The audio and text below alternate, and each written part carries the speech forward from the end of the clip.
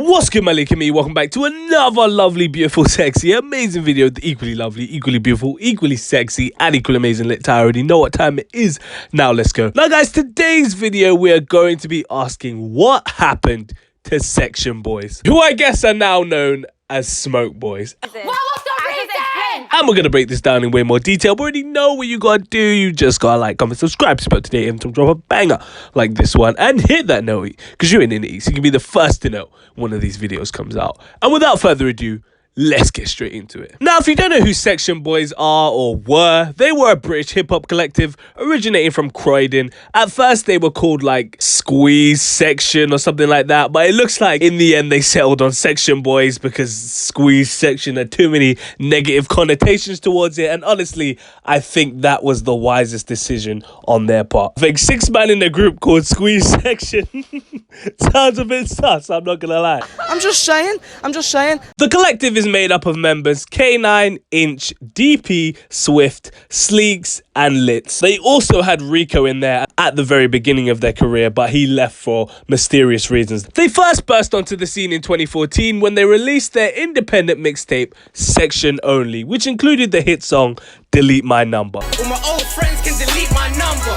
And if you look closely in the video, yes, you can see a young prepubescent Stormzy before the fame, before the jammer, when he was a young buck on the block, and people were saying that he should join Section Boyz because he chilled around them way too much. Simpler times. Speaking of Stormzy, they then followed on the buzz from this song by jumping on the remix to Stormzy's song Not That Deep in December 2014. That's not Swift, that's not Ancient, that's not K9, that's not Reese. And I won't lie, this remix was a certified hood classic. I used to bump this on the way to school every day, partly because I didn't have 4G and this was one of the few songs that I managed to download on my phone, but we won't speak about that. But as you can obviously tell at this point, Section Boyz are starting to build their notoriety, they're starting to build their success. They've now shelled down their first fire in the booth. They're starting to get some heat on the streets. But their success really shone through with the release of their hit song, Trappin' Ain't Dead, in March 2015. Trappin' ain't dead. My connect still breathing. I won't lie, I have to give this song its props because number one, it was a banger. Number two, it did numbers. It currently sits at 11 million views on YouTube and 15 million streams on Spotify. And I'm talking back in the day, back when getting like 5 million views was astonishing. It was absolutely unheard of. And that's facts, no printer. I think now getting millions of views is a bit more normalized. And not to mention that the boys got a co-sign on this song from Rita Ora and even from your boy Drizzy Drake. In fact, Drake would later go on to show up at their concert in London with Skepta in 2016 on the night of the Brit Awards.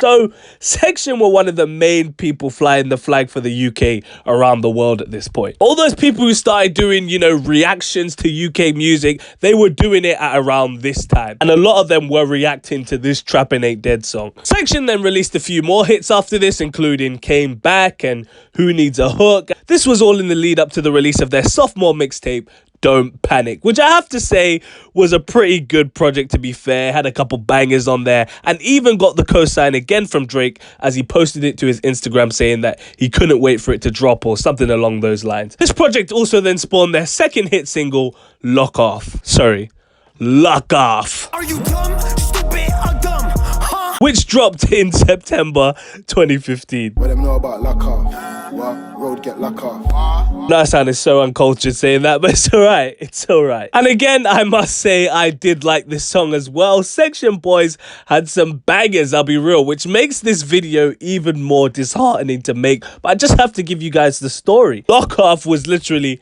locking off every club, every party, every block party. Like, this song was just going off, I can't lie. The boys continued their newfound momentum, dropping some more visuals to promote songs on the album, like the song Do the Road, and they even dropped a surprise video on Christmas Eve of 2015 called Madman Ting. Again, another hit song. And not to mention that pretty much all of these videos were just getting a million views easy, which again, as I said, back then in 2015, And 2016, getting 1 million views was a big feat. Like, I'd say that's probably the equivalent of all of your songs get like 5 mil or 6 mil views these days. Like, they were big out here. Pause. Fast forward to February 2016, and as I mentioned, in their first London show, they brought out both Drake and Skepta to perform.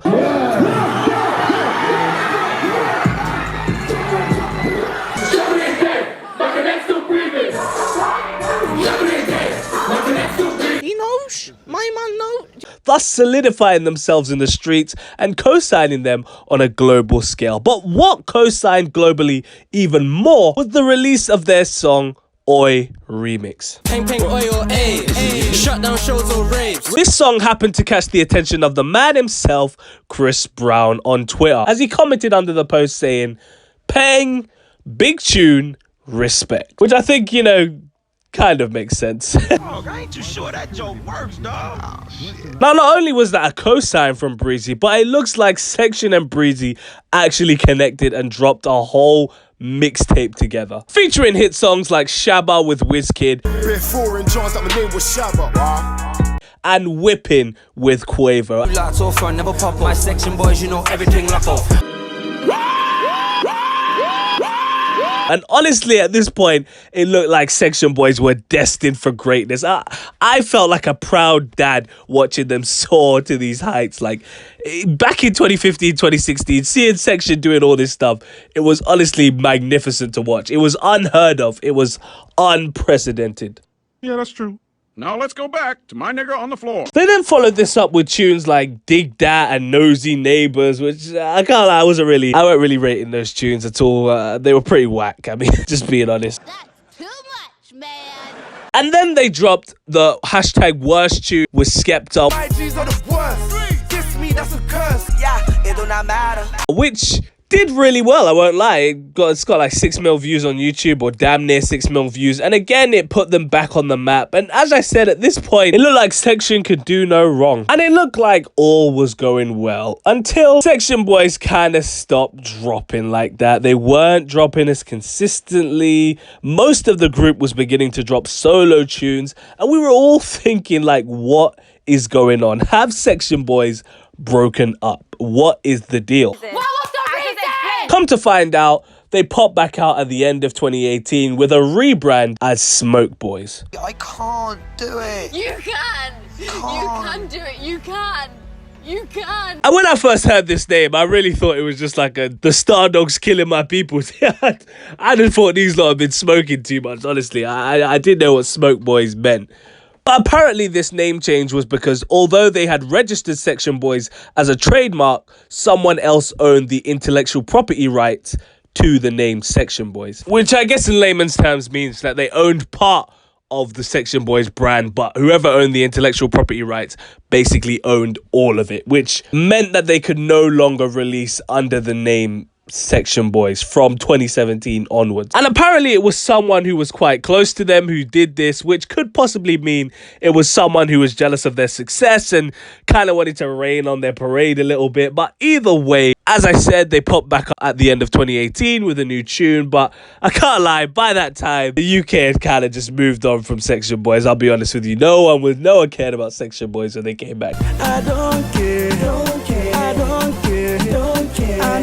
Even I didn't care, and I was a fan of them. I was just like, what are you lot doing, man? Who cares, man? Because, I mean, let's be real. Like, what happened while they were gone? Afro swing basically took over. UK drill was starting to come in by that time as well. So it just kind of seemed like there was no longer a place for Section Boyz in the scene anymore. Like, they weren't going to start making Afro swing tunes, and I didn't think they were going to start doing drill tunes, even though that's sort of their lane, but sort of not, if you get what I mean. If you listen to their music, you'd understand. Of course, you know, they continue to do their thing. They continue to drop.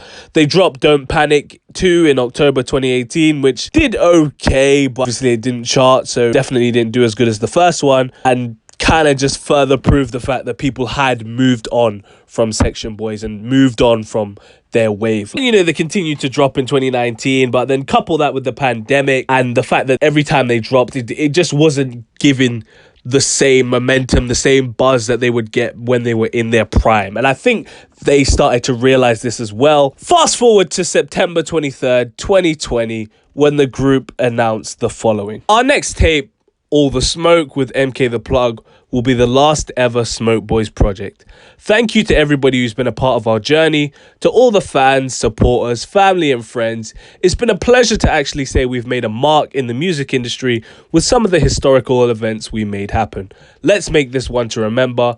All the Smoke. And I remember reading that and being, quite sad, quite disheartened, because as I mentioned, Section Boyz were a big part of my teenage years. Honestly, if they hadn't gone through that whole name debacle, who knows how far they would be right now. They could have been top of the UK rap scene right now, honestly. Sadly, in the music industry, it's not what have you done, it's what have you done for me lately. And if you haven't established yourself with the what have you done's, then people are going to be more concerned with the what have you done for me lately. And don't get me wrong, Section Boyz did establish themselves, but I don't know, I just don't think the UK scene was strong enough back then to really warrant taking a 2-year hiatus. I think now people like Dave, people like J Huss, people like Stormzy, they can do that and people will still mess with it because there's a larger market share now for you to be able to do that. Like, there's enough for everyone to eat now. But back then, the market share was still in the process of becoming the Goliath that it is today. And if you weren't a part of that wave, are they really going to take you back in? I think not.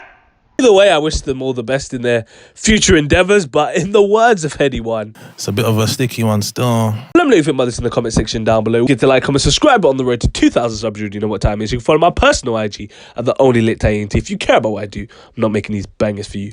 I post updates on Twitter as well, so you might as well follow me on there, because what else are you doing with your life? Absolutely nothing, mate. Stay black, and if you're not black, stay whatever race you are.